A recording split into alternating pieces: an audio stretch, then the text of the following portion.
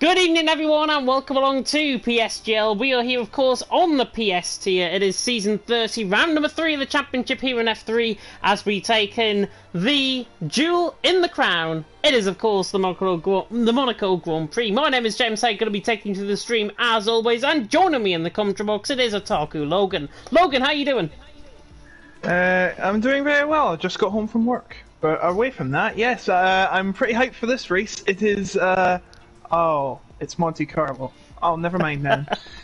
But no, you never know. PSGL was F1 PC was very exciting, so you never know what can happen here. It'll probably be more unpredictable. Yeah, it's going to be very unpredictable, I think, indeed, of course, given that it is Monaco. We will throw out a disclaimer, I think, immediately by saying the man who normally qualifies on pole position normally wins around here. And that's literally what I'm going to start off the stream by saying. So don't get your hopes up if you're thinking of anybody from 20th on the grid, starting right at the back of the field, thinking of winning this race. I hate to disappoint you early on, of course, as I'm trying to get the standings while I am speaking to you. Apparently it doesn't recognise Premier Gaming. Oh, no wonder I put it wrong. Hang on a minute. I will get up the stream I will get up the standings, of course, eventually. But we are here, of course, at Monaco. It is the Jewel in the Crown, and Logan, it's one of these circuits that is absolutely well. It's just a jewel in the calendar, really. If he's there. Yes, it is. Yes, it is. Sorry, I am trying to invite some of the drivers who are missing. You may notice we have a few drivers missing from the session. I'm going to invite them. I know Maledictus isn't here yet. Yeah. As well as, well, Julian's here. So, looking for... I gave out a few invites as well to the drivers, so we should be there, I think, in terms of getting everyone in. We've got 16 drivers currently in. Just to run you through what happened, of course, last week, there are a couple of... there are actually two qualifying bans and one race ban. Batuksai has been given a qualifying ban because of slipstreaming during qualifying. I think we caught it on stream as well with him and Isu. Isu is another man who was obviously banned from this event and next week, of course. So he's out of rounds 3 and 4, and he's already reached 10 licence points, so therefore his licence will be reset after round 4 going into round 5. And, of course, Cameron Dowd has got a qualifying ban as well to serve on his next event, and he got 3 licence points as well for that, and that was a result of causing the collision. Of course, it was the incident between Matthew and Cameron that happened down in towards Vale and Club, I think it was, that got reference, and that is why Cameron Dowds picked up the penalty. And obviously he forgot to send in his glitch that he had as well on his end, 20-second penalty that he picked up at the end of the race. Unfortunately, Cameron is not having the best of luck so far this season. Yeah, it's more hard luck than Kimi Räikkönen in 2005. All honesty. Yeah, it's so unfortunate, I think, but they're in the race directors for an absolute reason. And remember, of course, we do have more rounds to come in the championship. Of course, France is next week. We are here, of course, in Monaco this week. I have finally got the standings up, by the way. I have been trying to tell you for the standings for a little while. Joey out on top after 2 third-place finishes, of course, in Portimao and last week in Britain. He leads the championship on 20 points. Menno in second on 18 points. Marquinhos, who's not racing tonight, in third on 16. Rudy in fourth on 16. He is also back, of course, after DNF last week. Disappointing DNF, I've got to say, in Britain. Cortez in 5th on 10. DV19 apparently is in 5th. I think that's wrong on the graphic. DV19 is 5th on 12 points. Cortez is 6th on 10 points. They've got them the wrong way around, I think. Trinity there in 7th along with Denzel and Nuth there on 8 points. And Ron rounding off the top 10. And so I can hear myself coming through Logan's end. Ron on 6 points, rounding off the top 10. And Logan, obviously, looking at those standings, not an immediate look at looking in the driver's standings so far. And it comes to show, I think, how tight this field actually is. I think he's here. I hope he is. I will run you through the constructor standings while Logan is away for the moment. Haas leading the way as well on 28 points. Red Bull in 4th on 24. Alpine in 3rd on 21. AlphaTauri is in 4th on 19. Then Williams in 5th on 16. Mercedes in 6th on 10. McLaren in 7th on 8.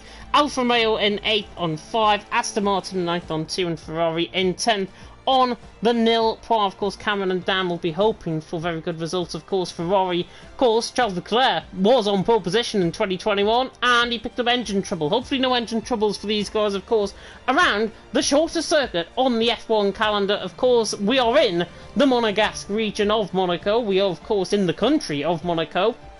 And we take in 3.3 kilometres and then 2 miles of this circuit. Absolute historic circuit on the F1 calendar. Of course, we've got 39 laps awaiting the drivers out on track as well, with only the one DRS range, the one DRS zone, of course, that is down the start-finish straight in towards turn number 1 at Saint-Devote, and hopefully there's going to be no heroics into Saint-Devote either in terms of the action out on track, and hopefully no crashes like we've seen with Max Verstappen back in the day in the Toro Rosso of 2015. Yes, Verstappen was there in 2015 or 2017, one of the two, but of course, Logan, if you are here, Monaco, one of those tracks where it is absolutely legendary, and it's gonna catch quite a few people out.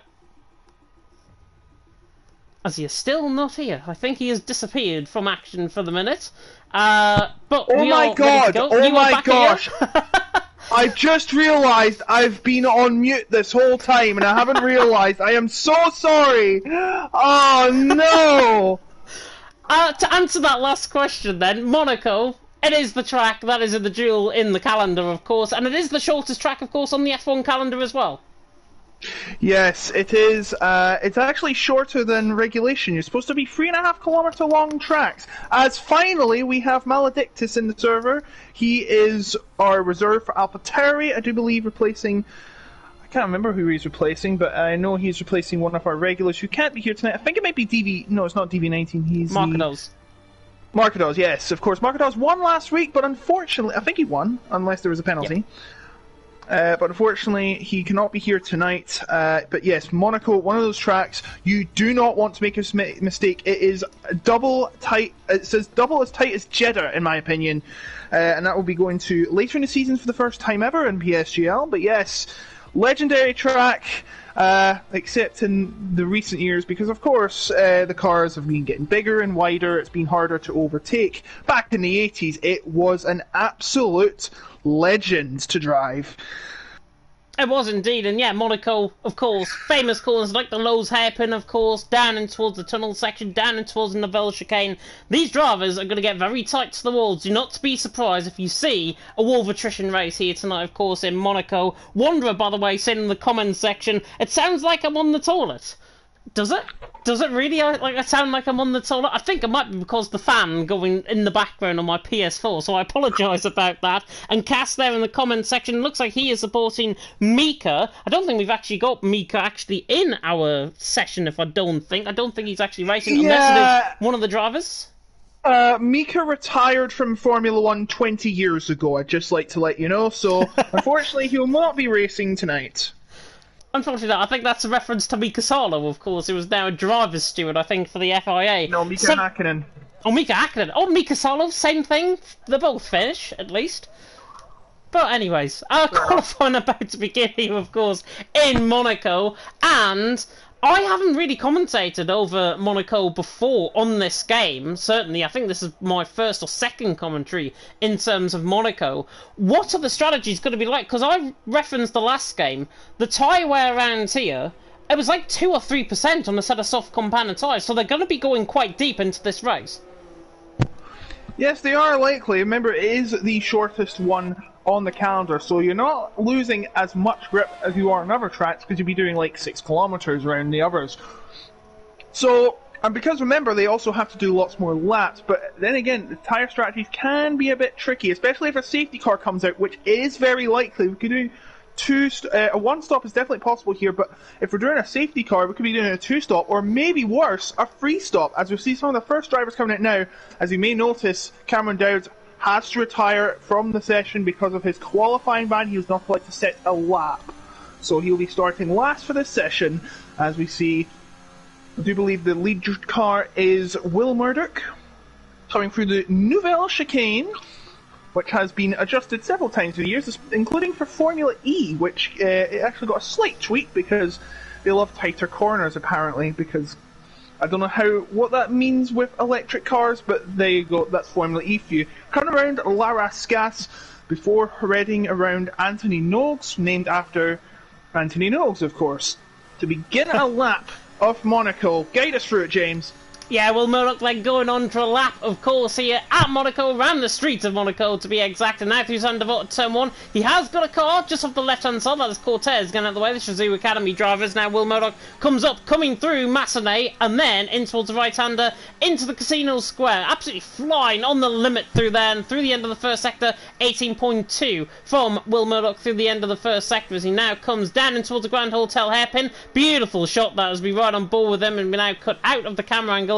Coming now through the right-hander in towards Portier, of course, Verline and Button famously came together there in 2016. Verline ended up in the wall, the other side of the... well, on the opposite side of the wall, his car, of course, pretty much in the wall. Will Murdoch go down in towards the Nouvelle Chicane. Just have to correct his steering now. He's looking quite quick on this lap as he now comes down in towards Tabac. And this is a brilliant corner. This is the fastest section of the track there. Coming through the swim pool section. There is a spinner coming through Rascasse, I think. But Will Murdoch is now still on this lap. Purple in the middle sector. Has to correct his steering again. Coming now in towards Rascasse. Then through Anthony Nogues. And now coming towards the line. Pretty much whistle, blink and you miss it sort of lap time. Will Murdoch to the line, 109.2, but I know these drivers will probably be aiming for 107s.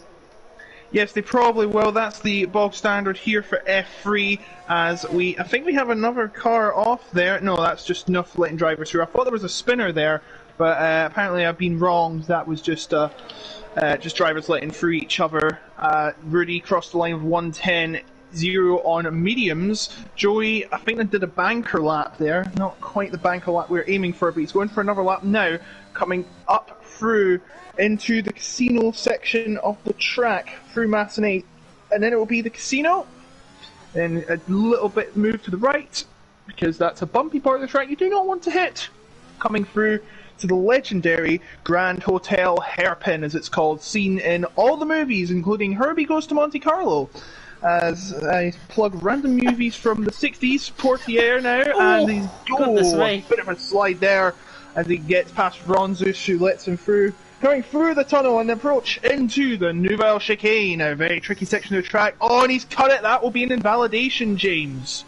That was a butcher of a Nouvelle Chicane. He just had to correct his steering. He had to really open up, but he turned in too early and too sharply, and that is why he cut the corner, and that's why he's picked up an invalidation. So Joey, on a lap there, 110.8. His teammate, of course, Will Murdoch, is out on top. He's back into pit lane after just one lap. Rudy, by the way, came on for 110 flat on a set of medium compounded tyres. Now, normally around this track, you can gain anywhere between a second and 1.2 seconds on a lap. So in theory, Rudy is probably going to be towards the top end of the field, you would imagine.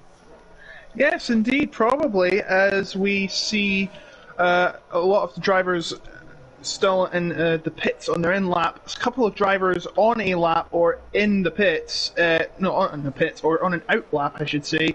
Ron Zeus being one of them, I can see, as I do believe Maris has done a 109.649. Ron Zeus coming around the hairpin, and I'm not sure what's happened at the...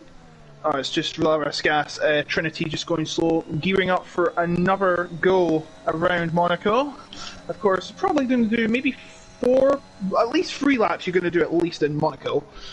As Ron Zeus I am on with right now is coming through Tabac, a very tricky corner, I have to say. I struggle with it a lot in the game. The Dutch Missile set to time of 1:21.928. A good time around some other tracks, but definitely not at Monaco, I have to say. Ronzu's coming around La Rascasse, about to finish his lap. How far up the order can he go? Let's see, as he crosses the line, it will be P6 for Ronzus. But remember, only a third of the way through the session, still all to play for.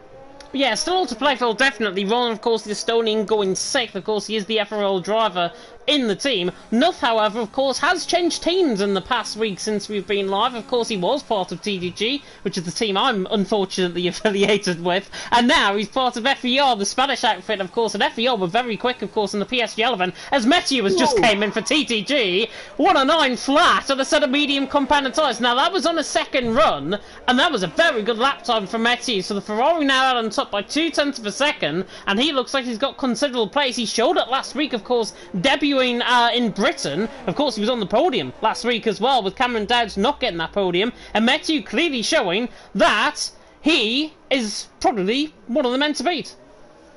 Yes, indeed. Just see the Dutch Missile just setting a time of 1:10.7 on 3-lap old soft tyres. And my goodness me, Nuff just coming around the swimming pool section at high speed. Keeps it together. Now Larascas, a bit of a wide entry into Larascas, but he's all okay. Coming out of the final corner. What will his time be? 11 minutes left in the session, by the way. He crossed the line. It will be a 4th best time. I'd just like to mention Mathieu on medium, still at the top. Oh man, he's ahead of the game. He is ahead of the game indeed. I'm going to reply to Rusty, by the way, in the comments section. Yono is not here, of course, as you can probably tell by now. We're 8 minutes into the session here in PSGL F3. Yono, I believe, I'm led to believe, he's going to be back on Wednesday, if I'm not mistaken, for PC F1. If not, you can come at me, of course, on Twitter, I think, with that, if I've just told you false information. But Rusty, I think it is Wednesday, of course, 7 PM UK time. Ginger Andy and Dan Field taking you through the action, of course, for PSF1. Yep. And, of course, Jarno was part of the E-racing of... the E-race of champions, I think, at the weekend as well.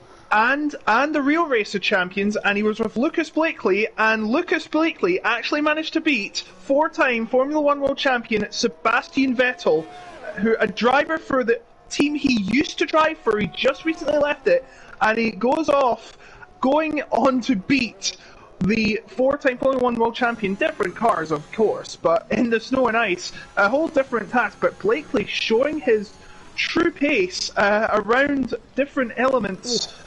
Pretty impressive. What just happened, I think, was it Izzat who just invalidated, by the way. Yeah, Rudy's just gone second as well. Rudy 109.2 now on that set of soft compounded tyre, and I said around about a second, 1.2 seconds improvement. He barely found 8/10 on that lap, so I think I might be a little bit wrong with my predictions there. But Rudy there, second. Matthew, though, on that set of medium compounded tyres, obviously he's set multiple runs on that set of mediums. He's going to transition now to that set of soft compounded tyre. How do you think he's going to get on, of course, when he transitions onto that set of soft? Do you imagine he's going to be around the mid-108s? You never know if he keeps it together, because, of course, I think they've got track evolution in this game, where the track gets grippier as we get into the business end of the session.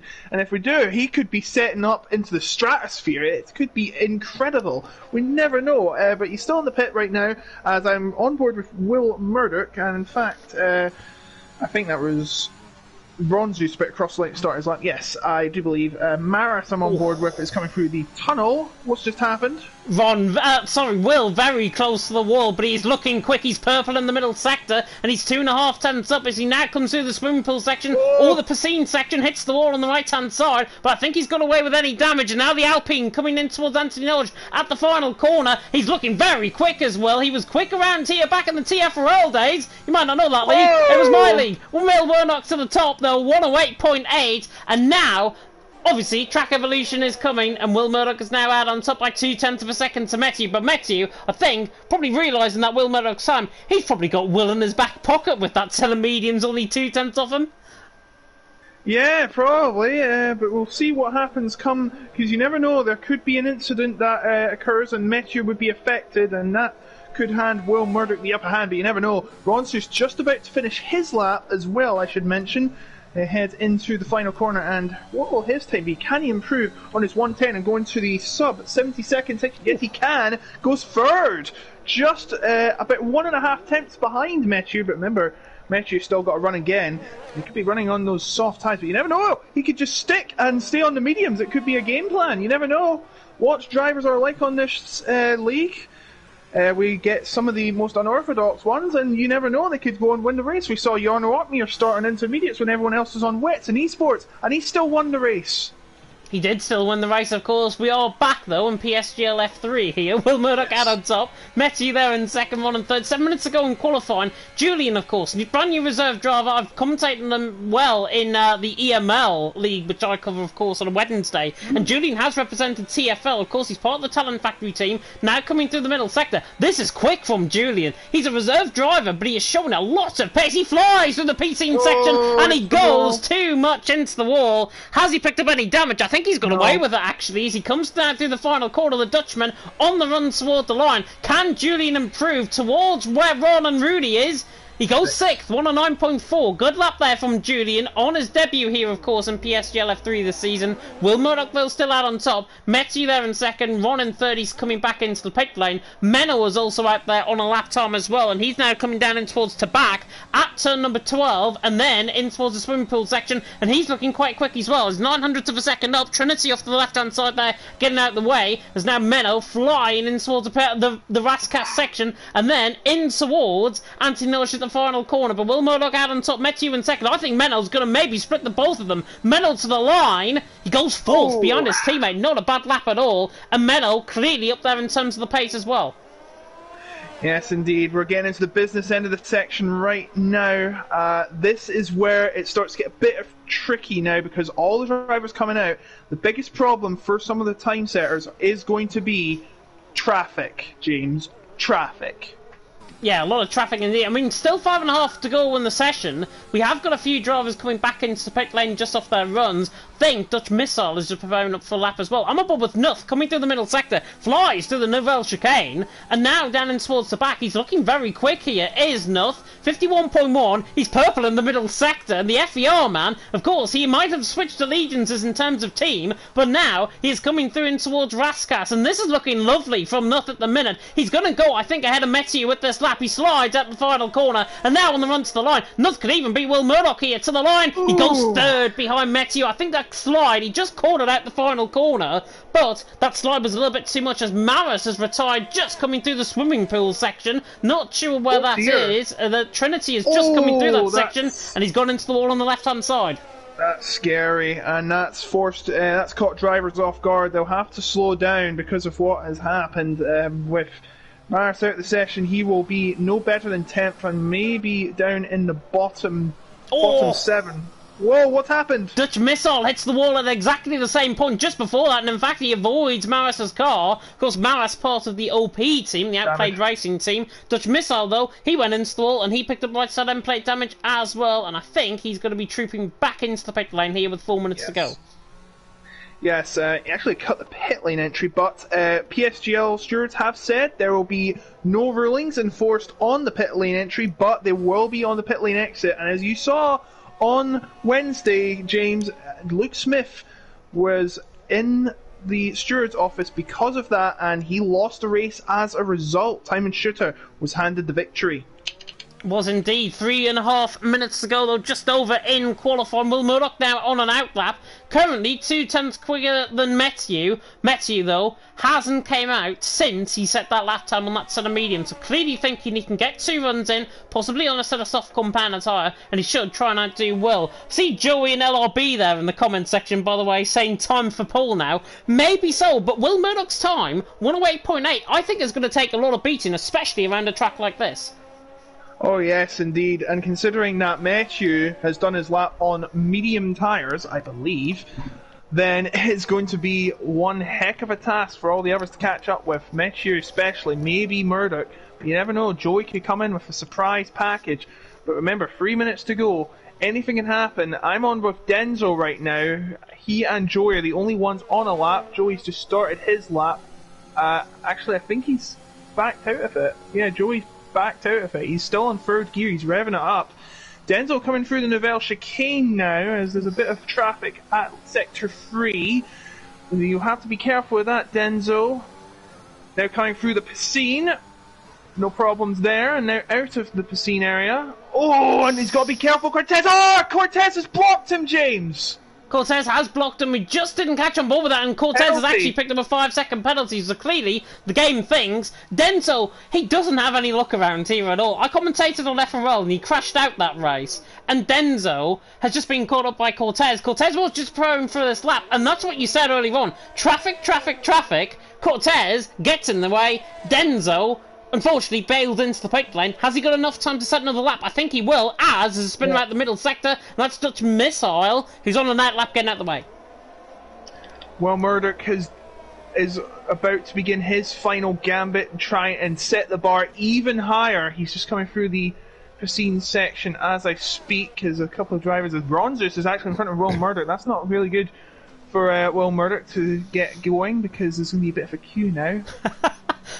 Will is just wanting this free. Bronzus. He's just wanting this free slipstream, isn't he? And in fact, actually, he's not going to go on for that. But I think that's actually probably the better thing to do, because obviously Ron was just ahead of him preparing up for a lap. Will could have easily gone behind him, but then again, it would have been slipstreaming within qualifying, and I think he realised that, and Will doesn't want to take any risk. Ron, though, on a lap, he's coming through the Casino Square section, coming out there, and he's flying through the first sector, and he's 400s up through the end of the first sector as well. As Batuxai has left the session, hopefully he might be able to get back in. Hopefully he will rejoin after, of course, the formation up. We don't want any more glitches on this game. Will Murdoch go out on top, Metty second, Newton third. We are now getting into the nitty-gritty of this section, and Ron, the Estonian, is now on a lap, coming through the tunnel section and on the run down and towards the Novell chicane. Currently, Will hold a 2/10 gap. Can Ron eat into that 3/10 gap that he has to try and get to go on pole position here? He's looked good through this lap, and now coming through to back, flies through that, flies too much, he hits the wall, but he is purple in the middle sector. Might be indicative he's sideways pretty much, and now hits the wall once again, and I think this time he's picked up front wing damage on the right side end plate, and he has. So Ron is now coming back into the pit lane, but Tuxai has literally joined the session as Ron actually nearly crashes into the pit lane entry. Yeah, he nearly does, and Dutch Missile coming through to set a final lap. It's only 1:10.1. I think he might have to go again. I think he is going again by the looks of him going full speed, but 5 seconds remaining in the session. Denzel just crosses the line. No, he hasn't crossed the line in time. In fact, I think they've all been marked as finished. Yes, they've all been marked as...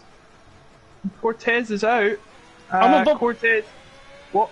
I'm aboard with Meteor here as well. He's coming through the middle sector. He is flying. 50.9 in the middle sector. He's 5/10ths up on this lap. Meteor. Oh, and he hits the wall. And he's still going to improve, I think, as a result of it as well. Continue on, Meteor, my friend. You're going to get pole. And he does, and he comes into the pit lane. And Maledictus has got 5-place grid penalty for illegal blocking as well. Not sure what happened there with Maledictus. That is cause he lost his front wing coming through the swimming pool section, and that was Dutch Missile coming through that section as well. And Dutch Missile, it was actually Denzo coming further through. And Dutch Missile to the line. I think Denzo could have got another lap in though. He's obviously came in. I think there's a glitch there. I think Denzo should have been allowed another lap, but Batuxai has joined the session. It's glitched slightly. Dutch Missile's back into the pit lane. Menno, I think, is improving as well. Menno actually could steal pole position here. Menno to the line. He does. 108.7. And he steals it right at the death. If nothing's not improving, he's not. And it's the end of qualifying. Menno is out on top by 1/10 of a second. Will Murdoch's time nearly didn't get beat. It did eventually. And Menno, who's been so consistent in qualifying this season so far, he is out on top here in the duel of the crown of Monaco. Will Murdoch second, Metsu in third, but I certainly think Denzo, if there wasn't a glitch there, I'd be very, very surprised, because Denzo should have got another lap in. Yeah, he's invalidated anyway, so it doesn't matter, but yeah, a bit of controversy there. Cortez got his penalty for blocking, I think it was Denzo. And I honestly say sometimes it gives penalties unfairly, but that time I think it was all on Cortez. He should not have been in the way. He should have got out of the way much earlier. Maledictus got a penalty for it. I'm not sure why, but he did lose his front wing. Maybe he didn't keep it off into the non-racing line, as we see 2 grid penalties, and it's for both Portuguese drivers, James. It is indeed. Cortez and Maledictus, of course, picking up penalties, and will confirm the grid order now, with Menno out on top, Will Murdoch in second, Metzi there in third, only a tenth of a second actually covering Menno and Will Murdoch in the end. Metzi there in third, Rudy in fourth, Nuth in fifth, Ron in sixth. Cortez and Maledictus will jump down to 13th and 14th respectively, I think. Julian, Izza, Maras, Joey and Denzo all jump up 2 positions. Cortez and Maledictus then will be 13th and 14th. Dutch Missile will be 15th. No, hang on. They'll be 12th and 13th. Dutch Missile will be 14th. Trinity will be 15th. Patuxai and Cameron Dowds, of course, not getting a qualifying end. Hopefully Patuxai, because he's rejoining so many times, hopefully he doesn't glitch the lobby. Apparently he got kicked actually from the session, just reading up. But Menno, very happy it seems with pole position. And Izza also saying what I think we are fearing possibly in the comment section, the lobby is possibly going to be glitched. I think we might be needing a restart here in all honesty. And I think there was actually a settings problem as well. Apparently our guest host, because Dansby's not here, someone else, I'm not going to mention his name, who has set up the lobby. Unfortunately, he is actually set to the wrong settings, so apparently we might not be getting rain at all. Yeah, I think it's been... that reduces a bit of excitement. I think the weather has been set to clear, if I'm not mistaken, Yes. instead of dynamic. If you round back to the start of the stream, we can probably confirm that on the left-hand side. Of course, we didn't check. We didn't have time to check, of course, while preparing up for the stream, the settings. And Joey, of course, brand new to the lobby hosting realms here in PSGL F3 this season. He, obviously, if the settings are wrong, will drivers complain, and will the lobby glitch is what the first thing I think is on everyone's mind. 17 drivers though about to do battle around the jewel and the crown, of course, and interestingly everyone is on split strategies. Of course, top 10 qualified on that compound attire that they were actually allowed. Maledictus and Cortez, of course, were in the top 10. They're on that set of softs. Everyone pretty much in that top 10, barring Cortez and Maledictus, of course, they're on that same set of softs. Everyone's on a set of softs apart from Metthew. Metthew in third position. That's probably the best strategy to be on, I think, especially from the second row of the grid. Yes, indeed. I'd just like to confirm, I think it actually said it was dynamic, so I don't think that's the problem. Interesting. No, it didn't. It said question mark, so that means it's a... Dynamic. Dynamic. But I don't think any of the settings are wrong on mine. If the simulation damage is wrong, that could be a problem, but... It doesn't look like there is a problem right now. We don't hear any problems from the lobby. I do think that leaderboard is wrong, though. I'm sure Denzo didn't get a penalty, because 7th and 8th Cortez and Maledictus were. So it should be Maledictus in 13th and Cortez in 12th, but for some reason... Yeah. Denzo is in the middle of those two. That should not be correct. I think we might have to inquire the stewards on that one. Because I do not believe anyone else notably got a penalty. And that I just see 2 grid penalties there. That all links back, I think, as well, to Patuxai joining the session. Denzo, of course, didn't get his extra lap that he probably would have wanted. He didn't get the lap time in. The game obviously thought that he didn't come across the line. Will Murdoch, I think, was exactly the same as well. So few drivers missed out. Anyways, remains to be seen what is going to happen of this race. We're about to get going, of course, for hopefully a first-time start. Menno out on top, Will Murdoch in second. Normally, it's the front row of the grid that will hold the lead and towards turn number 1. And hopefully, we're going to get a first-time start as well. The 5 red lights are coming on here in Monaco. It is the jewel of the crown in PSGL F3. And it is lights out and away we go. Will Murdoch reacts quicker to the start. Is he going to get the toe on Menno down and towards turn 1? In fact, they're side by side and towards Sander Vod. And Menno holds the lead of the race. Will Murdoch in second and Metzi and Rudy are side by side coming up towards Massenet for the first time, and they're still side by side, and Rudy's on the inside line. He doesn't want to give this up, and he doesn't, and he's into P3, and that is why he's starting at sort of softs. That is brilliant stuff from Rudy. A little bit of contact further down the field. I think Joey lost a position to Maras in the end, but Menno there leading the way. Nothing's trying to go all the way around the outside as well, and there's Julian on the inside line of the Lowe's hairpin, tries to go down the inside of the Estonian. There's all sorts of carnage. There's Goldstein going on as well. Cameron Dowd, I think, has just done a Mick Schumacher Schumacher and going around the outside of the Dutch Missile and Patuxai. Menno leads the way though through the tunnel section for the first time. Will Murdoch in second, Rudy in third. You've got to hang up your hat there to Rudy. That was a phenomenal move on the run towards Massenet, and probably the move that has got him maybe even a podium at this early stage, as Joey and Denzo are fighting side by side down in towards the back, and there's a bit of contact, and actually Joey has lost his front wing. Yeah, he's lost his wing. I saw a contact between Joey and one of the other drivers, I'm sure, and it's really hurting the Dutch Missile. He's trying to get past Joey, and I think Joey's doing a bit of illegal blocking here. He's got to secede the position if he is in trouble. Now he's going on the outside, getting cut off by Dutch Missile, and he finally goes into the pit. But Dutch Missile and Patuxai and Trinity will not be happy with that. I must tell you right now, Cameron Dowds has gained 4 positions since the start. He is on a revenge charge here. He has had rotten luck in the first 2 rounds. First, his game disconnects when he thought he was the winner, and then the second one, he doesn't get a 20-second penalty removed because he didn't appeal against it. Cruel, I know, but it is in the rules, as he's now coming from Maledictus' tail, as he is trying to chase down Denzo. 6/10 behind he is.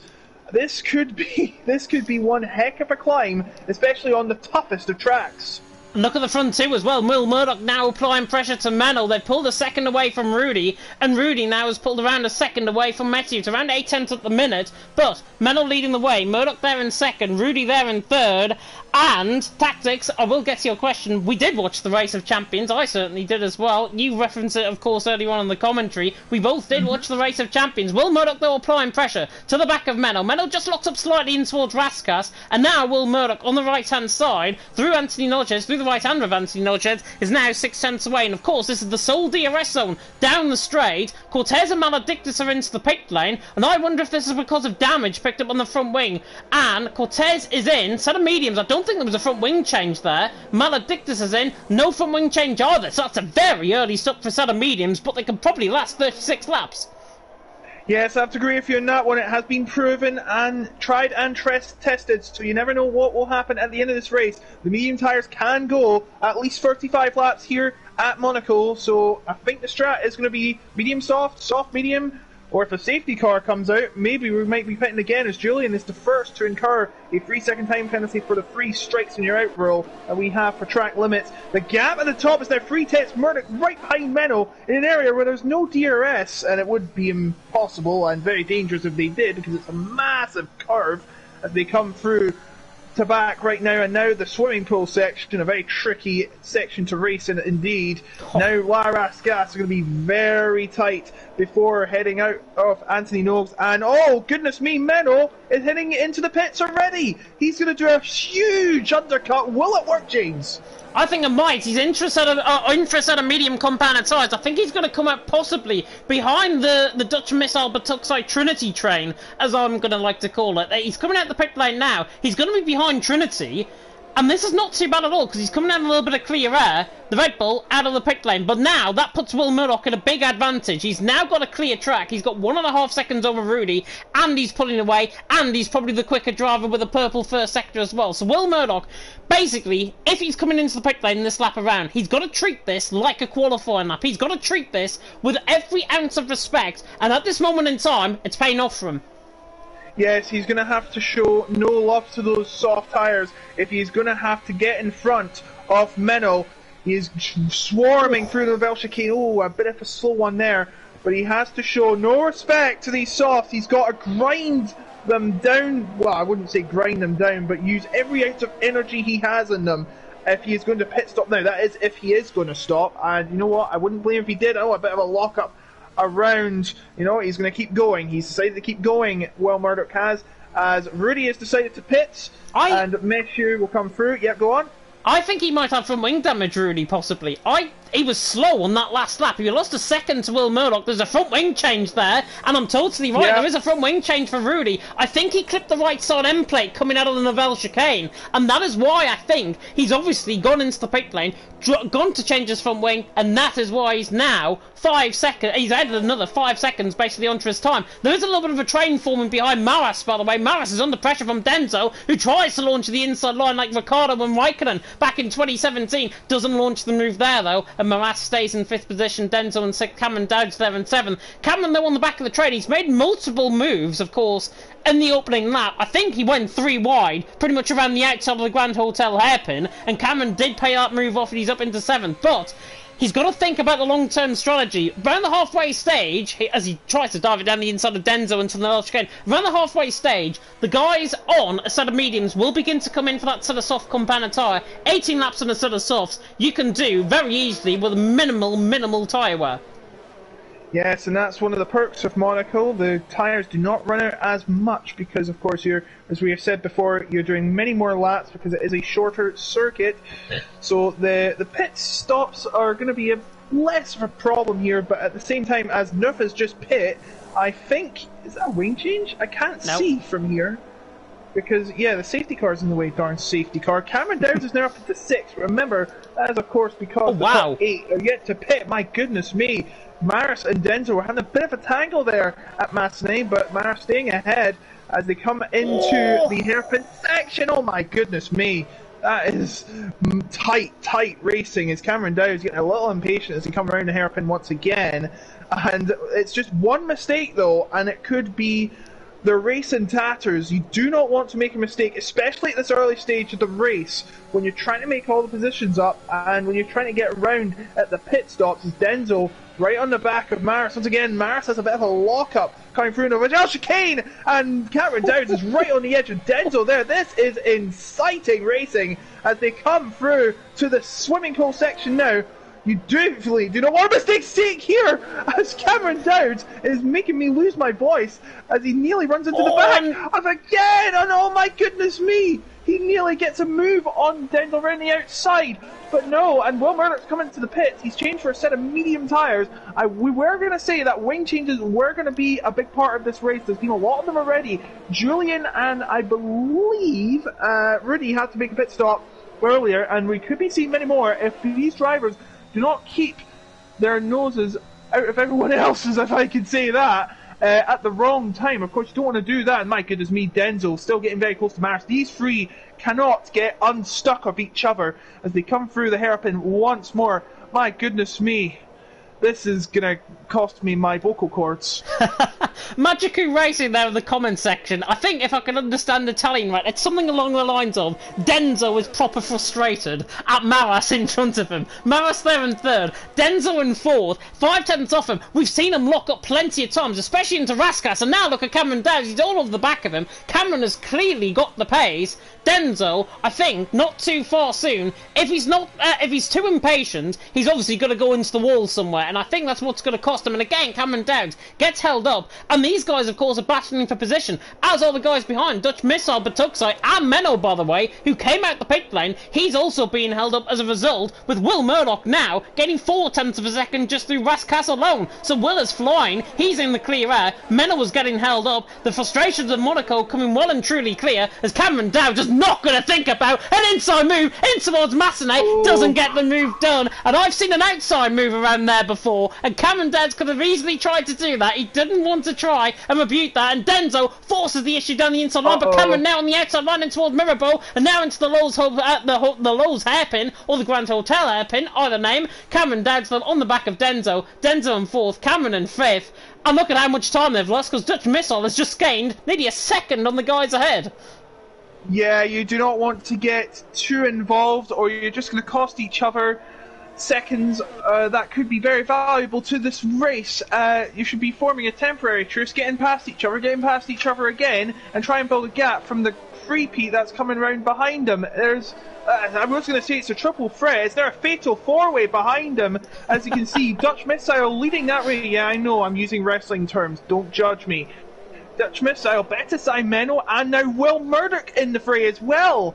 Will Murdoch, who was leading this race briefly when Menno got a pit stop, but my goodness me, it's all hell about to break loose. Denzo still trying to get a move on Maras. Isat's the only driver, by the way, who is on soft tyres right now. Joy, the only driver on hard tyres. I think he's just pit, actually. He's not having a good day here. Oh, Menno side by side, somebody cut in. Menno side by side, down into Massenet, gets the job done on the tuck side. Brilliant. What a move that is. That takes some balls of commitment right there, and Menno is through, and he's into 7th position. Absolutely fantastic. It's exactly what we saw with Mathieu on lap 1, where he went side by side with Rudy. Rudy, of course, got that move done then.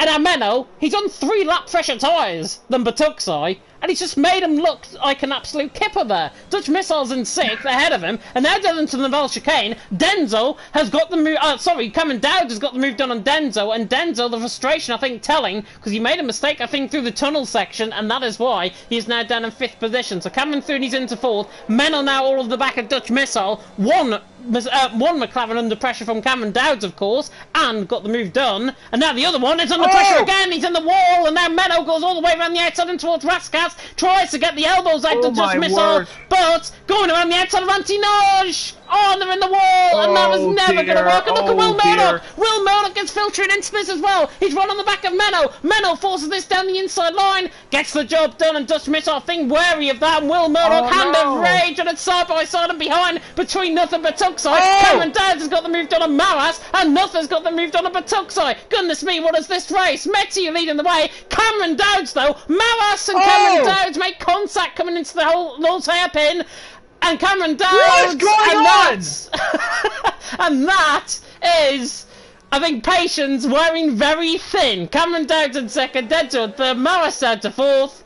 And this race has just gone absolutely crazy as Will Murdoch has got the inside line in toward Portier. And now the two net leaders of this race are fighting side by side. Will Murdoch is through, and he's now into the net lead of the race. Menno will try and fight on the outside line. And Menno gets the move, Will Murdoch, sorry, gets the move done. He's through and he's into 5th, and Rudy is crashing in the Bell Chicane. And that might put a lull in the action. Sorry for my reaction there. That was to Cameron Dowds and Maris's battle in the hairpin. Maris actually got stuck in the hairpin wall there. I don't think there's a safety car coming out. There's no safety car coming out. Are you serious? Not even a safety, not even a peep from race control. They are loving every single minute of this battle. They've got the popcorn out in the steward's box. They want to keep it going. As 4 drivers have made a pit stop for either mediums or hards. After all that's happening, I'm glad I didn't lose much of my voice except that what is going on part when Maris went into the wall. My goodness me, they couldn't get off of each other. There was like, well, I'm trying to put it as appropriate as possible, but they were... they couldn't get the handles off of each other. Does that even sound right? But anyway, anyway.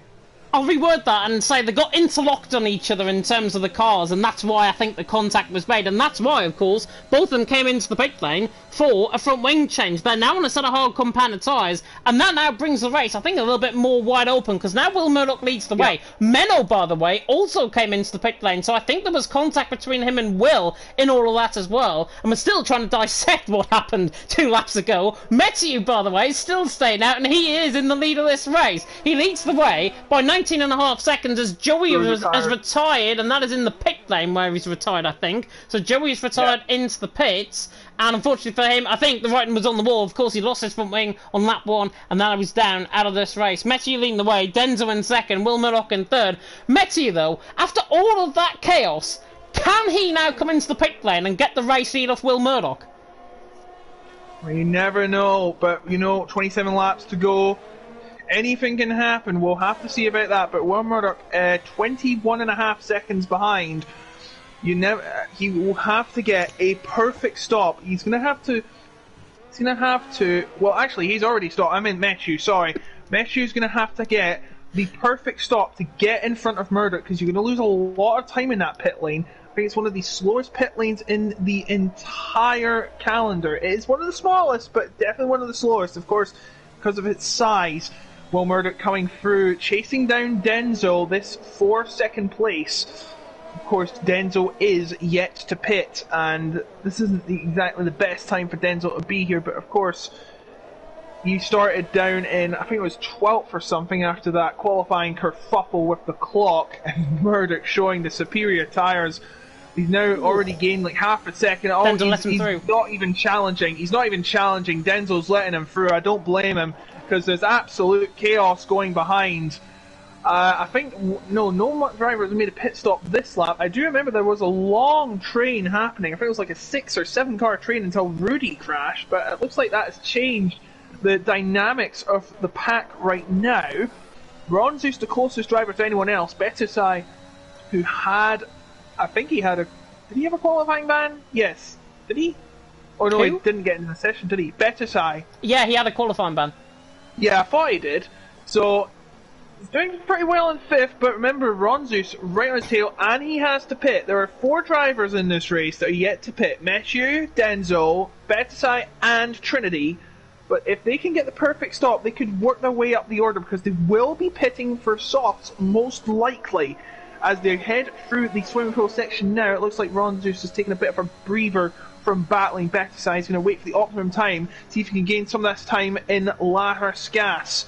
Coming out of Andrew Nogue's corner now, and the gap is only 7 tenths. I think he will have to give up on this one for the meantime as they make their way through Saint Devote. No heroics there, and Julian's into the pits now. Let's see what he'll be stopping for. It's going to be a set of medium tyres, I believe. So, Front wing change. looks like he's doing the 2-stop and a wing change. Yeah, but he had right side end plate damage on the car, so he's into the pit lane, and he's in for front wing change as well, so that's why he's now on that set of medium compactor tyres. He will hope, without any more trips into the pit lane, that he's going to get to the end of this race. Messi leading the way, and a good comment there just came through, by the way, from P2. Is the pit stop around 20 seconds approximately? I think it's a little bit less than that. It's around 19-20 seconds. But Will Murdoch now, because he's in clear air, is beginning to close in on Matthew, and he's gaining around 8-9 tenths a lap on that set of medium compound tyres. So Matthew clearly feeling that he's going to be under pressure. Somebody else that's under pressure, by the way, is Maras. He's under pressure now from Menno, and Menno was right on the back of him. Down into the Novelle chicane. He goes for the inside line. This should be easy, I think, for Menno. Maras does not want to put his nose in there, and I think, rightfully so, he backs out of that move, and Menno gets the job done. He's through, and he's into P10. Menno has really proven, I think, that Monaco, one of his strong points, I think, so far this season, doing a phenomenal job now in 10th, and now, obviously, with a front wing change and maybe another one as he hits the wall on the right-hand side. I think he got away with that, though. Fine. Menno is fine, and he comes through Anthony Nilges, but he did get that move done on Maris, and he's through, and he's into P10, and now, as I was about to say, he can focus on closing on Cameron Dowds ahead of him. Yes, Wilmer definitely closing down on Meshu, but remember, Meshu will be pitting for soft tyres most likely, and he'll be trying to gain all that lost time back on Will Murdoch. Oh, Julian! Dutch what's missile happened? nearly forces him into the wall, and there's contact between them both. No. By the way, he's through into 3rd. I think Denzel was let him through and through the tunnel section, and Dutch missile. There was a gap there on the outside line. I've got to be honest, from the Alfa Romeo's point of view, and Dutch missile in front of him. It's just, I don't know. I know it's Monaco, but you don't want to be aggressively driving around Monaco. And I think that the drivers certainly in F3, as I've said for the first 2 rounds, they need to calm it down, because we're going to be in a situation where you're like Isu and you're going to be sitting out 2 rounds of the championship. Messi leading the way. Wilmot now in 2nd and under the 20-second gap as Dento is finally into the pit lane. Julian, though, was so frustrated at Dutch Missile. Dutch Missile is still ahead of him, and he cannot find a way through the Novelle chicane. And as you rightfully mentioned, I think, Denzo now for sort of hard compound tyres, and I think he's going to come out maybe behind Maledictus here. We'll just see as he is about to come out of the pit lane proper, not the pit lane line, of course, as Maledictus passes him, and here comes Trinity. Trinity coming through. Who will be coming out ahead? It looks like Denzo. Oh, and Julian is out. Final corner. I think. Now, was that a collision between him and the Dutch missile? I'm not sure. Let's see. Oh. Dear, he's right at the. I don't think there's going to be a safety car again. It shouldn't be pausing this long until a safety car. He's right in the middle of the track, and Meshu had to be very cautious there. No, there's no safety car. Again, if this was a normal race, there'd be a red flag 3 times already. But that's not happening. First of all, there is no red flag in the game. I don't know what's going on, but that's the F1 game for you. It lacks some features. As I've just noticed, there are no drivers that are within 1 second of each other. Ron was on the back of Batuksai by 9 tenths, but then the gap has just gone out. So that's unfortunate, I think, for the Estonian. He is on the back of Batuksai. It is the closest battle that we've got to focus on at the minute. I don't know how, by the way, we're nearly halfway through this race. Matthew leads the way. Will Murdoch in second, nothing third. Murdoch now closing in. 1.5 seconds needed on the last lap alone on Matthew. Matthew had to slow down, of course, because of Julian crashing out. And Tonky Chicken, a comment that came through earlier on, and I think he's bang on about this. A safety car glitch apparently happens at Monaco. I've seen it happen before as well, and it's not the greatest thing. And it's so unfortunate, I think, if that is plaguing the race slightly. But it comes to show that the drivers now have to adapt to that and think, oh yeah, there's not going to be a safety car, I better calm down my racing and make sure I can get to the end of the race. And I think that's what's probably going through the drivers' mindsets now. Izza on the back of Cortez, however. Cortez under pressure gets very close to the wall through the Nivelle chicane and again on the exit. And Izza is all over the back of him, the Indonesian on the back of the Portuguese man. Of course, formerly of QVR. This would have been quite an enticing battle if it was. QVR against the former Relentless man, of course, in Izza, who is a currently Relentless driver. Cortez, formerly of QVR, now of the Shazoo Academy. And I think he picked up front wing damage and he's into the pits. Yeah, Cortez into the pits. I think he's already been in the pits already for a wing change. I think it was a wing change. No, yeah, he pit early because of the try to do the undercut, of course. He wanted to get to the end of it, but he's not, and he's going to have to do the two-stop strategy. He's been forced to pretty much. Has he changed his wing in the pits? I think he has. As Ronzus is now the driver who's closest to anyone. Let's see where Cortez is coming out. I think he will be coming out behind Trinity. Yes, Trinity just passed him at the finish line. Of course, the pit lane exit is right next to the finish line, just like Monza. Monza's not on the calendar this year because it got told off for screwing up the PCF1 race. Apparently it was Monza's fault, not the game's fault. Naughty, naughty Monza. And maybe it runs naughty, naughty M's, because Monaco obviously hasn't had any safety car just yet, and we could have had 2 possible safety cars with obviously Rudy out and Julian out as well at different points of the track. Matthew though leading the way. We won't gloss over, well, we will gloss over that safety car glitch whatsoever, because Matthew leading the way, I think he should have came into the pit lane by now, because he's lost that undercut to Will Murdoch, but he's going to come into if Nuth doesn't catch Will Murdoch, and he's not really, if Matthew filters in between second and third, or what will be first and second, Matthew has got a good chance. On that set of soft compounder tyre, of course, it wears away at around 3 or 4% a lap. On a set of mediums, you're talking about 2 or 3% a lap, and on a set of hards, pretty much the same as well. So Matthew now is in an element of control on this race, but he doesn't want to control it too much, because I think he's going to be under pressure from Nuth when he does come out the pit lane, and hopefully Matthew might heed some advice, come into the pit lane, because I think the gap of him trying to get the lead as Cortez is through on Trinity down and towards someone, lovely move that from Cortez. Matthew though, coming around the final corner, still not coming into the pit lane, which I still feel is probably the wrong call to do, and I mean we're halfway through the race, and a set of softs can probably get to the end from here. Yeah, they probably could. You're probably right in that one. We are now halfway through the race. The gap between Meshu and Will Murdoch has just been cut down to 16.7 seconds. And the question is, when is Meshu going to make that needed stop? Because of course you have to make a stop on every race. We know that too well. I don't see him struggling much on the mediums. Maybe he just feels like, oh, these tyres ain't done yet. I wish we had some data on the tyres, but unfortunately the game does not provide that, as Trinity gets a penalty for cutting Nivelle chicane again. I'm going to go on with Ronzus now. He's actually cut the gap back down to half a second with Bertusai, but he doesn't seem to be gaining any time. He needs to find, the tighter corners can provide more time won if you can get it right. As you can see, he's doing very well on the hairpin. He just can't seem to get over Bertusai though, as they make their way through to a tunnel once again. It's extending now. Bertusai had the better run out into the tunnel, but cutting down again. Of course, no DRS here because that would be dangerous. Both through the Nivelle chicane. Fine. Oh, and Bertusai taps the wall there. Some drivers have got caught up there, and it's cost them the race if they've messed up at the Nivelle chicane. But looks like Ronzus is falling behind once again. It's just, he can't seem to find that extra oomph. It just seems to be a lot of a lull in the action. There was like 5-car, 6-car trains, and now there isn't any. They're all spaced out together. Yeah, I did say this race will become a war of attrition. Trinity and Dutch Missile, by the way, come into the pit lane. And I'm all for comments towards drivers, but when you get comments like what we're seeing in the comment section, calm it down. Just honestly, Dutch Missile, to be fair, when he's on his day, he's a very good driver.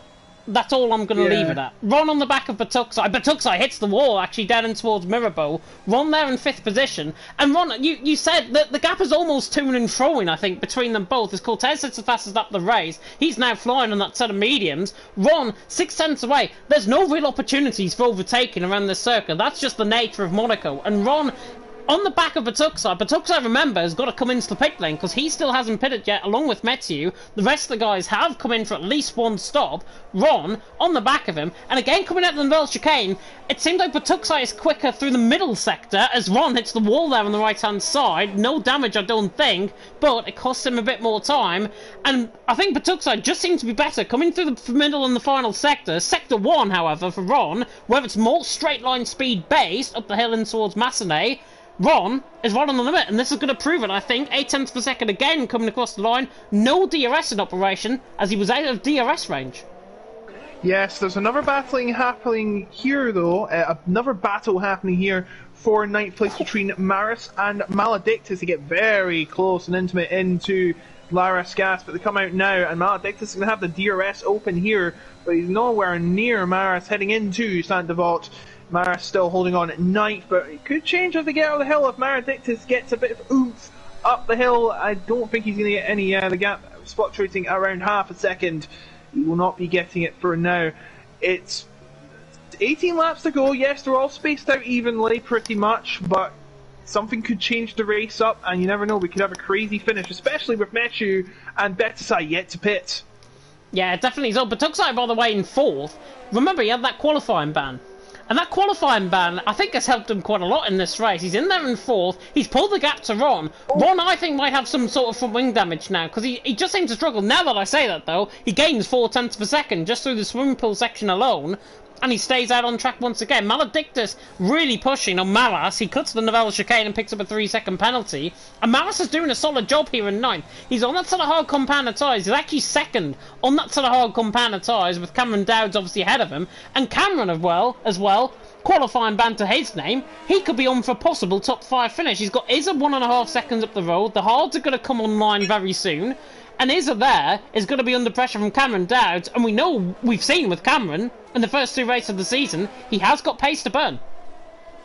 Yes, indeed he has. Just a bit of an update on the Maris Maledictus battle. The two names beginning with M and ending in S racing each other for 9th position. Coming into the hairpin section right now, it just seems like Maledictus right in the back of him. He can try and move, but you don't want to do that. If you might have saw, there's a couple of moves going out in the hairpin section in the PCF1 tier, but it doesn't seem to be happening now. Nobody wanted to take big risks yet, but the gap between the two drivers now fluctuating to 6.5 tenths. Looks like it is starting to widen up, and that's probably the last thing we want as viewers. It is starting to get... Oh, goodness me, Maris nearly losing it at Nivelle chicane, brushing the Pirelli sponsorship hoarding now into the piscine. The last thing you want to do is spin out of control here at the swimming pool section. I love that stand right there, and he nearly hits the wall again. Coming into Rasgas now. Oh my goodness me. I am starting to lose my voice again, but it's all worth it. Maledictus, half a second, and it looks like Denzo's let Cortez through again. Yep. What is happening with Denzo? He's just falling down the order at a rapid pace. I know he had to pit later on, but it's just showing that he seems to have got the pace in Monaco. As I'm rejoining the battle with Maris and Maledictus, I'm just praying that there are no interruptions from Lance Stroll. No, there are not, thank goodness me for that. But Maledictus now, still, the gap's 8 tenths now. It's starting to rise up, and that's not what the AlphaTauri driver wants in the number 37.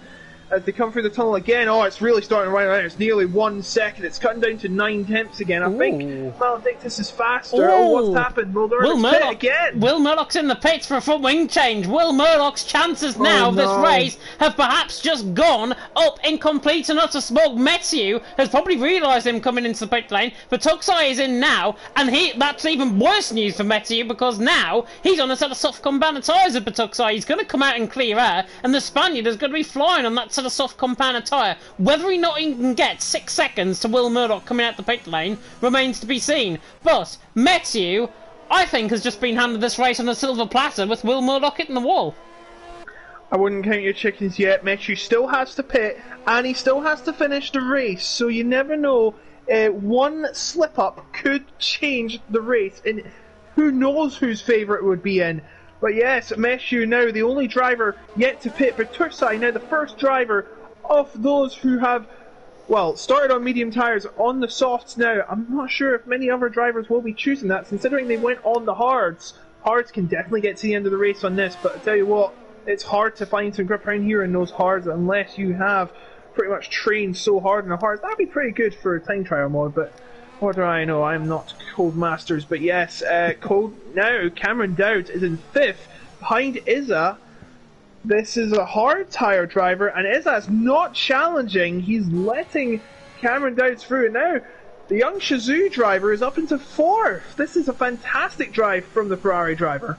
He's on that set of hard compound tyres as well, and we've seen with Will Murdoch, if he hits the wall, or if drivers hit the wall in front of him, he's bound to go for it. Will Murdoch, by the way, is going to the inside of Massenet, down the inside of Menno. These two are fighting out for the net race of the lead, and now he's on the outside of Casino Square. What a move by Will Murdoch around the outside line of Menno. That takes commitment. Don't care if he's on 14-lap old fresher tyres. Will Murdoch has just proven you can overtake a Monaco. He's through, and he's into P6. Wow, oh wow, what have we just seen? Where did that come from? Will Murdoch is now on the charge, a revenge charge, as I've just said about Cameron Dowd when he started the race, and he's in 4th right now, and Izza is struggling to pick up Cameron Dowd, and Cameron Dowd just hit the wall there. I saw some sparks flying. It might have just been from the floor, but you know, it looks fine to me. But this is one heck of a... what? I don't know, and Nuff has pitted, by the way. Nuff's pitted in the elevating Ronzus up into 2nd. Gap now 28 seconds between Matthew and Ronzus. Matthew still to pit. How has he got so fast on these old tyres? He is 28 seconds ahead unless something massive happens. I think it could be his to take. You could be right, it could be on a plate. It could have been handed to him on a plate. It could be in the bag right now.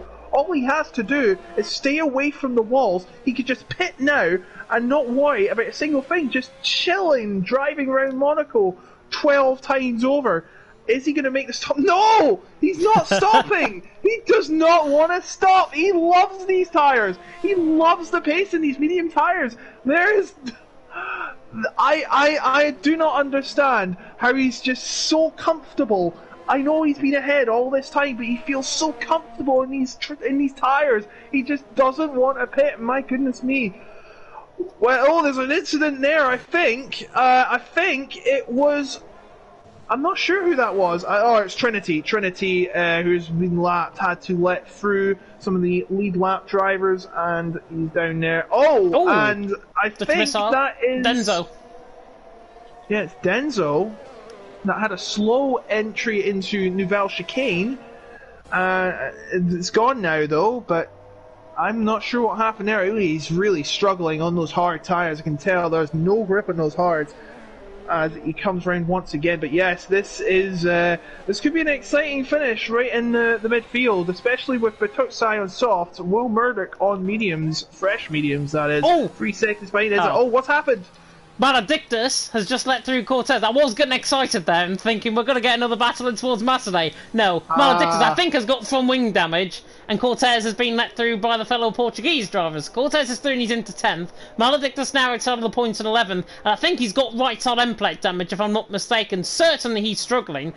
Somebody that isn't though, Matthew, continues on for another lap, 27.4 seconds. He's only lost 4/10 of a second over the last 2 laps alone. That is unbelievable. Matthew has almost got as better tyres, if not better tyres, than Ron, and he's keeping up the pace on that set of mediums.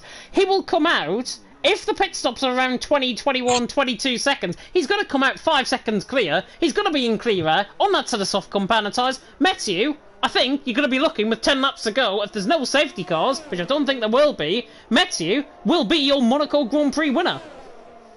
My mind is blown. I still can't understand how you can get to 27 seconds, and apparently that's Maledictus got damage again, and coming into the pit lane, it's just all falling apart for the reserve driver here tonight. Just came in at the last minute to replace one of our Marcados, actually, who won last week, as we have mentioned several times before. But now the closest battle... He's in the pits! Matthew's in the pit lane! And he's now going to go on... Is that a set of mediums? No, it's a set of soft compound tyres. I was thinking, why is he going on for another set of mediums? But Matthew, now coming out the pits. Ron, by the way, is on the other side of the track. Look how far he's going to be clear. This is more than 6 seconds. Matthew could be about 10 seconds clear here, coming out the pit lane. Matthew... has timed this to perfection. Not only this, because he's got, I think, Denzo coming through past him, or Dutch Missile, one of the two McLarens at least. And Matthew is less than 10 seconds clear. He's 8.2 seconds clear coming out the pit lane. That is an unreal gap to have. And that McLaren better get out of the way, and he does eventually. Yeah, it's a ghost, but it can put drivers off and you can be penalised for it. Luckily, he does let them through, as required by blue flags, and now Matthew in the clear. Only a divine intervention can stop Matthew here, and as far as I know, I don't see that happening. Not here on the game. Maybe in real life, but not on the game, as he has now got a 8.6 second lead, and he's on soft tyres. All he has to do is bring it home to become tonight's winner. My goodness me, Matthew just hitting it out of the park, and he's going to go for fast lap after fastest lap after fastest lap. He could be earning a hard-earned bonus point. Well, should I really say it's hard-earned? He's been chilling. He's been like driving like there's no tomorrow. It is absolutely incredible, as we're actually on board with Will Murdoch and Izza starting to struggle in those old tyres. Will Murdoch really making a charge and really proving that he can make his way up, and Izza pushes no challenge to Will Murdoch, and up into fourth he goes. Remember, he does have a penalty, so does Izat though, so I do not believe they'll be falling any places just yet. That is, unless Menno can gain some time and catch up. His next opponent will be Cameron Dowd. He's half a second behind Ronzus, but it is all Matthews to lose. I cannot see how he can be losing this race now. I'm just going to say this now. I think Matthew's going to win this race by maybe 20 seconds come the end of this race. That's conservative. I think he could win by even further. Matthew out on top, Ron in second, Cameron in third. Cameron now on the back of Ron. There are the penalties, by the way, for everyone's benefit. Will, Izza, Nuth, Cortez, Dutch Missile and Trinity have all picked up 3-second penalties. Maledictus has picked up 6 seconds. He's just banged in the new fastest lap of the race, actually. But Tuxai, by the way, on that sort of soft compounded tyre, it was the wrong call, I think, for him. He came out in relatively clear air. But he's been caught up in a few bits of contact. Not sure what that was about, as he nearly gets in the wall coming through. And Batuksai, 7th position, behind Menno. I'm shocked he hasn't made any further ground. Yeah, I'm shocked too. I've actually got the wrong... yeah, he's on soft, but, you know, it could be the way his car's set up, the way he's conserving his tyres. That could be the problem. ERS, I think, is the problem. He's got 0% running up in towards Massenet, and I think that's what the problem is. But Tuxai has used up too much. It's almost as if he's got his ERS on automatic. Looking through, he has got his ERS on automatic, because I'm watching through the corners. You normally turn off your ERS at point of the circuit. You're wasting valuable ERS. He's actually got in the wall there, but Tuxai on the right-hand side. He hasn't got damage, I don't think. But look, he's running ERS... It's pretty much locked on for him. It's automatic ERS is what I can only describe as. And Batuksai there in 7th, that is why he is not getting the move done on Menno. I think that's a glitch. If that is a glitch, I'm sure you're not allowed to have ERS assist on in this league. But no. If that is banned, then I think there must be a glitch, because that has happened before. Batuksai has got ERS on. I can't see him. Yeah, it's not turning off. it's a glitch. It must be because he joined the lobby so late. I'm not sure if it's anything to do with that, but he cannot get that ERS turned off, and as a result, if you have ERS on, then you're going to be struggling in the corners. There's a freeway battle going on for second place. My goodness no me! Way. What is going on? Dowd trying to go around the outside of Ron Zeus, but doesn't get it done. This is insane. One mistake, and it could be the end of this drive. What's Will doing? He's going to the inside of no way. Going to the no way. On the outside. This side by side, they somehow get through together. And Will Murdoch's into third! I don't believe it! Well, what could have been the end of his race chances after that pit stop and we're colliding into the wall, he is all the way back up to third! I can't believe it, James! As I said earlier on, who said you can't overtake at Monaco? Will Murdoch is just eating Monaco as if it's his breakfast, lunch and dinner combined. Will Murdoch is through and he's into third position, and that is a perfect move around the outside of the Lowe's hairpin. I've never really seen a move pull off in a three-way battle like that before here in Monaco, let alone any track, and Will Murdoch is through. He's using that GT Sports experience to good effect, because remember, if you didn't know about Will Murdoch, he was part of the GT Sports series, the European Nation series, and now he's looking to get the move done on Ron. This is his favourite spot. He tries to go all the way around the outside, and he backs off for now. But look at how quick he is compared to Ron. Coming through, now on the outside of Mirabel, down the inside line, Ron defends, and to be fair to Ron, he made that Estonian-looking Red Bull. He's hit him! The biggest Red Bull ever, and he has hit him, but luckily no damage at all. Will Murdoch, though, is pretty much pushing Ron around this track. Cameron is in fourth. Look at Izza behind. He's catching this as well. So Will Murdoch, if he wants to get this move done, he needs to get it done now before Izza latches onto the back of these three. Yeah, Will Murdoch now still right behind Ron Zeus. Ron Zeus is running for his life. He's on 30 lap all medium tyres, and he come round one more time as lap 35 begins. Matthew is just chilling out there, and they cut the chicane once more, heading into Larascat. Oh, he's having a look on the outside. He's having a look on the outside to come through one more time to start the first of their final 5 laps of this race. Oh my goodness me, Will Murdoch is going to try the absolute send on Ron Zeus, but the question is, where is he going to pull it off? He's going to go up the hill. He's going to go up the hill. This is it.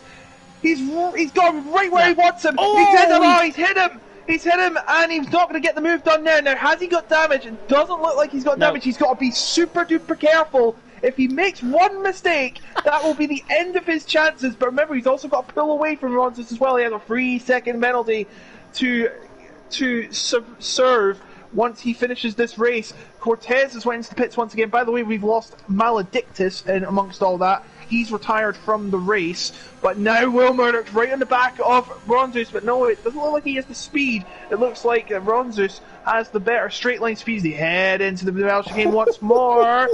They're tied together forever around Monaco.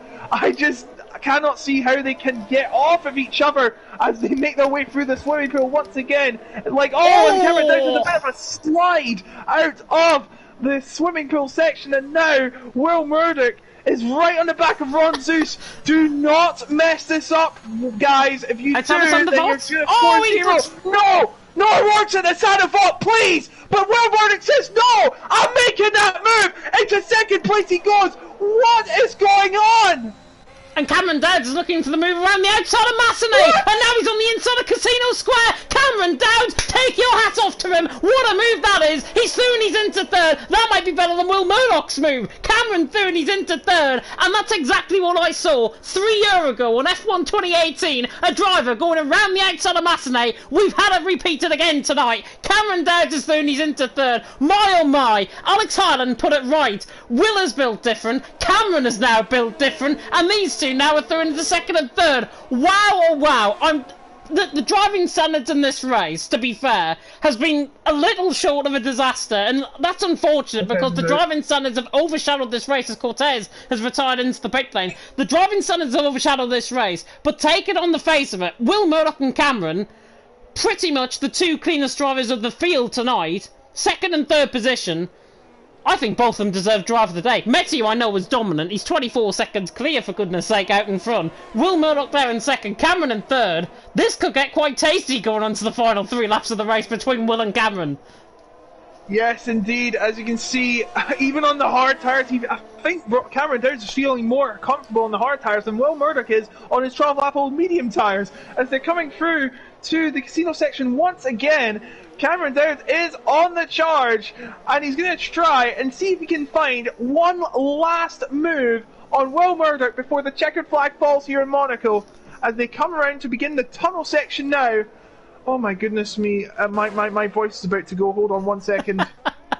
Meteo leads the way. He's gone into the final 2 laps of the race. 24 seconds the gap. Do you know how I said 20 seconds was being conservative? That's what I meant. Meteo now 24 seconds clear of Will Murdoch, and perhaps he could gap that to around 26, 27 before the end of this race. Will Murdoch now, I've got to say, looks settled for second. He's there in second. Cameron Dowd's there in third. They're both on the same penalties. Cameron, of course, his tyres are now coming into play.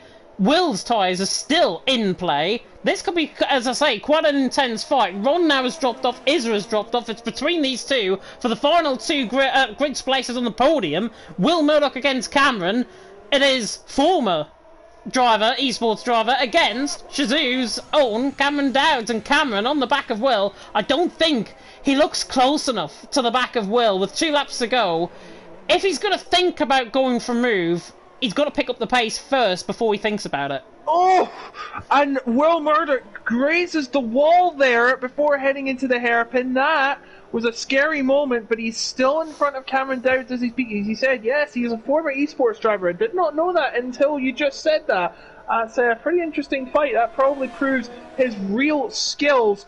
He was in F2 last season as well, and he's showing he can be back there with a good season in F3, and he's putting off a brilliant start. And this is just one of them. Will Murdoch now coming through the swimming pool section once again. They nearly touched the wall again, and that's probably to be expected from here. Cameron Dowds putting all the pressure in this generation gap battle, and Will Murdoch nearly sliding around again as the final lap begins. Meshew, I mean, full credit to Meshew, but these two have put on a show, proving that overtaking can be done in Monaco if you have the confidence, if you have the guts, if you can make the magic happen on the day. And they certainly have, as by the way, Nuff is trying to battle with Menno. He's 3 tenths behind. He's on the fresher mediums, and it doesn't look like he's going to be getting a move around Massenet. But meanwhile, second and third battling. I don't know, he's still on the back of him, down and towards Mirabel was not going to get the move done. But yeah, Meteo coming around the final couple of corners, through the swimming pool section. This is probably the most dominant drive you'll ever see around Monaco, period, on any sim racing game. Meteo has just dominated. The TGG man comes through the final corner, through Anthony Noges, for probably the easiest Monaco Grand Prix winner you'll ever see. Will Murdoch will hopefully come across the line in second, but Cameron Dowds is pushing him all the way through the final sector, and this is where Cameron is quicker than Will, coming through the middle sector, and now through the final sector. Look at the speed he carried through the Piscine section, and now he has to try for broke in towards Anthony Noches. He thinks second of it, and Will Murdoch is going to come across the line. The Alpine is going to finish in second.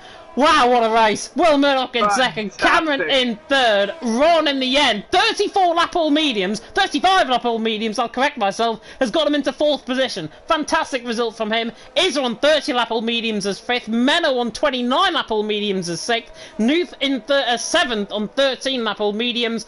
Batuksai across the line. Softs really did not work out for him in the end. He's across the line to finish in 8th, Maras in 9th. And we'll run through the rest of the grid over just a while. Wow, oh wow, what was that Monaco Grand Prix? Maybe rivaling any in real life. Will Murdoch and Cameron Dowds take your hat off, drive of the day, awarded by the in-game fans as Cameron Dowds. But to the top step of the podium, it is TTG Meteo, and Meteo was simply dominant here tonight. He's throwing 3 copies out of F1 2021. I don't think he might be one to be doing that after tonight here in Monaco. But he is a Monaco Grand Prix winner. The jewel in the crown is being crowned, and it's Meteo to the top step of the podium with a dominant victory. Indeed it was. 25 plus seconds. That is... I don't think you can get better than that in this game, especially on F1 2021. That was superb. But those two behind him Can't count them out. They put on a show. Finally, Cameron Dowd gets what he deserves.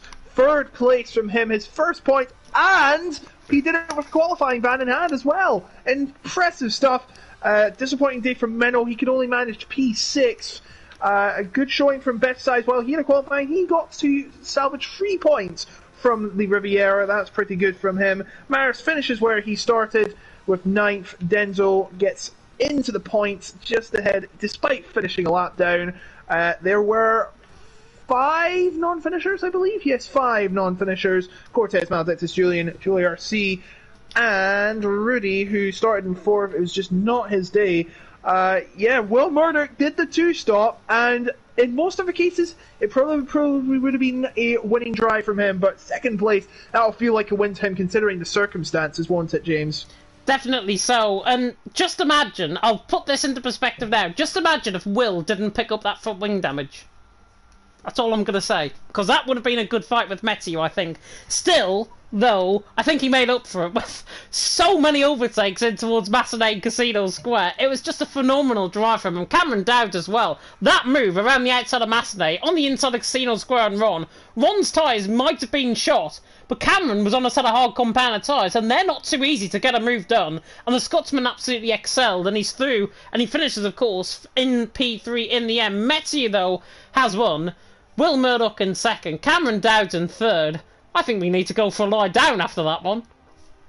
Yeah, I think we would. I'm just going to get the top 3 into the box right now.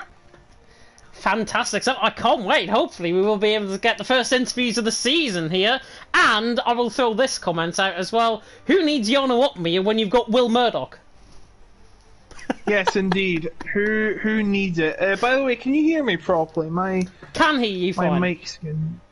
Oh, fine. I think it's just my headphones. They're horrendous. They're like £20 cheap ones you get from Game. Not slandering Game. Game's brilliant. It's just these brands of headphones. I'm not going to mention that. They just don't feel that good. But oh well. I'm just trying to find what's the name. I'll let you keep rambling on as I get the top 3 in. Yeah, definitely so. Again, there is a bit of stick coming in the comments section, and no matter of your opinion of the drivers, I think, on PSGL F3, the driving standards, again, yes, they were well below expectations from, I would say, nearly half the field. But the action that we got from other drivers out on track just comes to prove you can move around Monaco, you can overtake around Monaco, and I think the stick, honestly, that some drivers are getting, I think it's a little bit short of ridiculous, to be honest. I know drivers make mistakes, but please, be fair to our drivers. Don't ridicule them in the comment section that you're doing. And it'll be a whole lot of a better experience from not only yourself, for our viewers, and for us in the commentary box.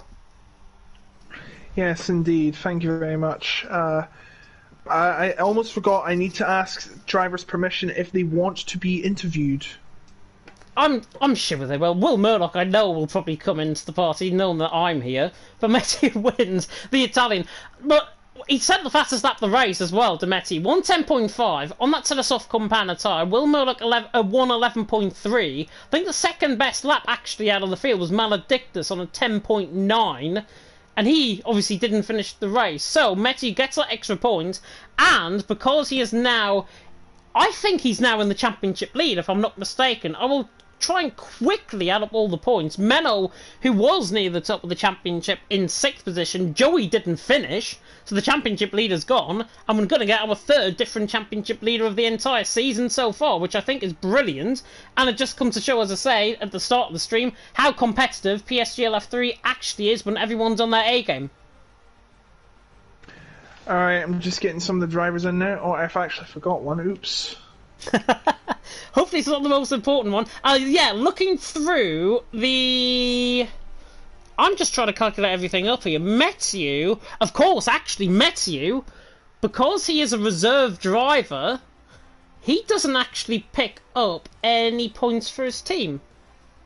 He does for his... I think he does for himself, but he doesn't pick anything up for his team. So Matthew, now 26 not 26, 17 points. Joey, I think, possibly, judging by some of the performances, Cortez didn't finish.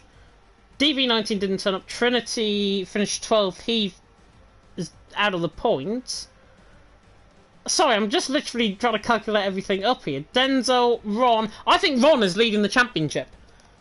The Estonian finished 4th.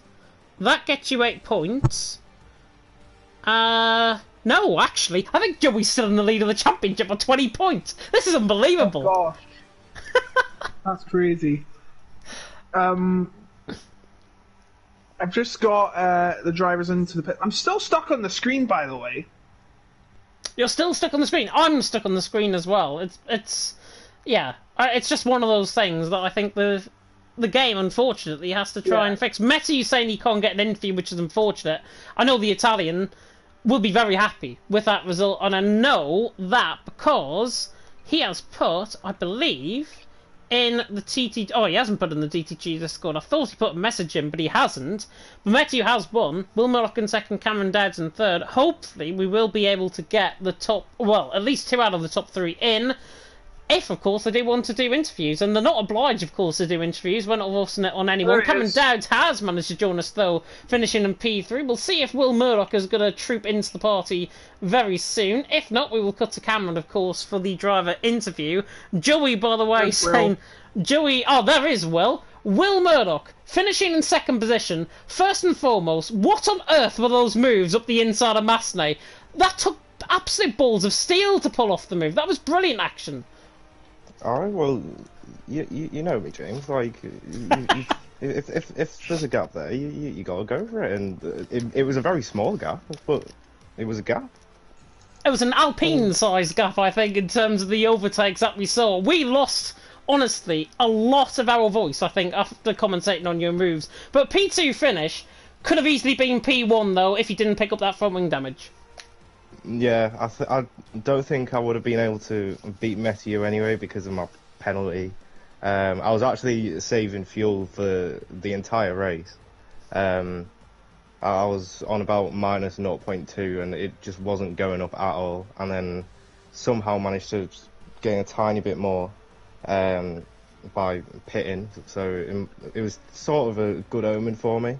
But yeah, some of those moves, you've got to have trust in the other drivers that you're battling with, and F3 is definitely a lower standard compared to what I've been used to in F2 and F1. But like, a lot of them still can, you can still have good battles with them. Yeah, and I think it just comes to show as well how that level of trust, I think, goes throughout the field. And it's very difficult, obviously, to pull off a move. But Ron, you pulled off that move on him. It's got to be sort of a 50-50 share, I think, in terms of going for the move. You've got to trust him, and he's got to trust you. And that's exactly what we saw. Yeah, I think Ron was actually... I believe he was trying to back me and Cameron and Izza up so that Menno could catch up, because obviously Menno didn't have a pen, whereas all 3 of us did. So I knew it was going to be a now or never move on a Ron, and it did take a few goes, and I'd say Ron was definitely the most aggressive out of the lot, but it was still a very good battle, and managed to get the job done, and then just trying to... I was still saving fuel at that point as well, with a few laps to go, but luckily just had enough to make it to the end. Yeah, had enough to make it to the end. Obviously, I still think you probably would have gave Messi a really good battle if he didn't pick up that front wing damage. And still, finishing P2 here, Monaco is out the way. Going into France next week, how do you think you're going to get on? To be honest, I don't think I've actually driven France on this game. You know, I don't really play F1 that much anymore. I'm sort of sticking to Gran Turismo as much as I can. But I don't know. I think in the past it's been good for me on the older games. I've no clue what the setup is or anything like that, but I'll turn up and I'll give it a go. He'll turn up and he'll give it a go, which I think is words for... I'm going to be seeing you next week here in the interviews room, I think, James. That is probably the best interview I think we've had all season, if not the only interview, with Cameron, of course, still to come. Well, I'm going to let you go. Go and enjoy your evening. Thank you very much. See you in a bit. Yeah, see you in a bit. And now we will move on to the Scotsman, who finished in P3. Of course, it was Cameron Dowd. And Cameron, another one that decided to pull off the move around the outside of Massenet. How committed were you in terms of that move? Because it's probably the best move I think I've ever seen around Monaco. Yeah, I seen he Ron had no ERS, and I got a good exit out of turn 1 because I can't remember who was just in interviews. Will. Well, he passed Ron going into turn 1, which gave Ron a bad exit, and then he had no ERS, so I tried to dummy the move a little bit, and then I just went to the outside and just held it. You held it around the outside, and I think I've only seen that done once before. So you are now the second man, I can safely say, to get that job done when I've been on commentary around here in Monaco. P3 for you though, retribution I think for the last 2 weeks, because Portimao, obviously you had the glitch in Portimao, you won the race fairly I think then, and obviously the 20-second penalty you didn't put into the race directors last week, so this well and truly makes up for it I think. Yeah, that is probably the best I can hope for around here. I thought I might have got a comfortable P2, but then, well, I was on for a P2, but then I made contact with the Aston and the McLaren, and it gave me wing damage, so I just had to pit. It's still a good result though, I think. P3, obviously, Monaco being one of the drivers' most hated circuits, I think, on the F1 game. Logan, I'm going to come across to you. Any questions for Cameron? Yes, of course. Did you have like any confidence issues? I know I should really ask something and bring you down or anything, but you know, because of what happened in Portimao and of course at Silverstone with that penalty, did you feel like you had any concerns going into the race at Monaco, of course being the toughest track on the calendar? There wasn't concern, there was just pressure to do good, because I know I'm going to have to start slowly pulling it back in, because I want to be like top 5 this season in the championship, but it's not going that way at the moment. So I knew I had to start ringing it back. There wasn't concern. There was just pressure to perform well today, which I think I did decently. Yeah, I just don't remember. Just remember that, of course, there is 15 rounds in the series. This is just the third. There's a long way to go. So there's, of course, always a chance to pull it back, and I'm sure if anyone can do it, it's you, Cameron. You've proved your worth at Portimao despite the glitches. I think you probably would have been up in the top 3 if it weren't for that, at least. And of course, Silverstone, it was very unfortunate, but you know, we've come back from that, and you've shown what you're worth with that 14th place gain in Monaco. Not many other tracks you can do that, even especially Monaco as well. That's probably the toughest of the lot. So very well played, I've got to say. I'll go back to you, James. Yeah, my final question before you head off, Cameron. France next week, how do you think you're going to get on? Yeah, I like France a decent amount. First 2 corners I don't really like, but apart from that, it's a good track. And the only thing I don't like about it, again, is the tyres overheat quite badly there. So there's a certain way to drive it. Yeah, I think if you're easy on your tyres, I think it makes it a hell of a lot better, I think, to get around in one piece, certainly in France. But fantastic to have you in the interviews. Go and enjoy your evening. Thank you. You're very welcome indeed. And that is our first interviews of the season. Thank goodness. We've finally got at least 2 people in to do them. Thank you to Will, thank you to Cameron for doing that. And it marks the end of the stream as well here in PSGL. Fantastic action, of course, here in F3. Logan, I'm going to come across to you. Probably many candidates for Driver of the Day tonight, but who on earth for you is your Driver of the Day?